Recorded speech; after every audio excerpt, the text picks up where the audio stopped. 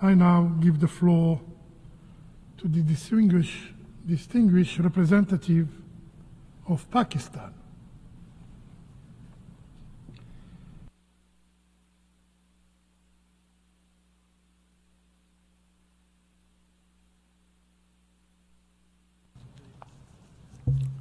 Thank you, Mr. President.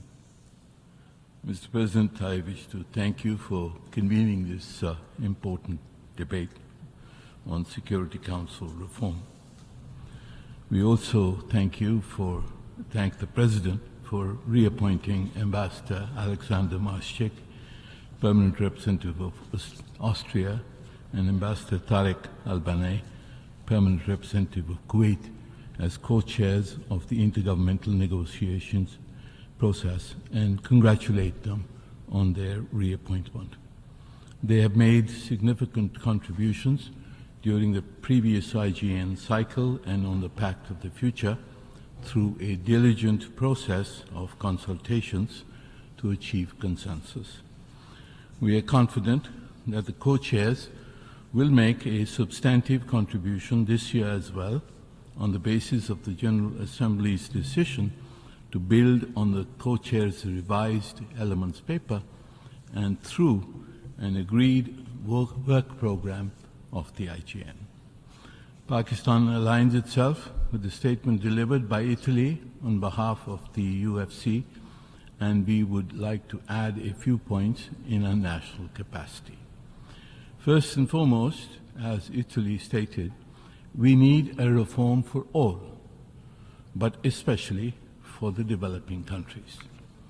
Mr. President, it is now more evident than ever, especially after the Gaza conflict, and that the primary reason for the Security Council's frequent failure to respond effectively to conflicts and threats to peace and security is the inability of its permanent members to agree on decisive action.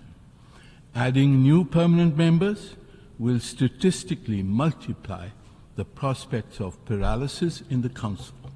The problem cannot be the solution.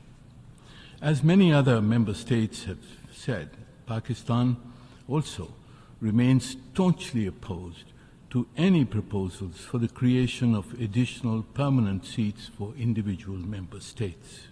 Permanent membership was a controversial issue when the Charter was adopted.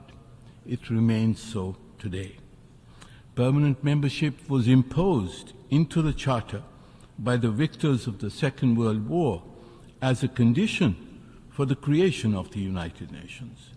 There is no such compulsion today, and there is no justification for the creation of new centers of privilege within the United Nations, contrary to the principle of sovereign equality of UN member states.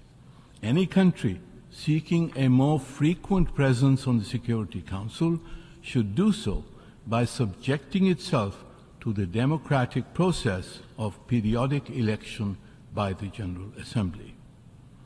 Mr. President, the IGN has held constructive discussions in the previous cycle on all 5 interlinked clusters of issues on Security Council reform. As evident from the co-chair's revised elements paper, the areas of convergence have been broadened and divergences have been further narrowed through the IGN process. However, there remain wide divergences among member states on several key issues within each cluster. On the categories of membership, we are happy to note that there is now a convergence on the expansion of 2-year non-permanent seats. There is no convergence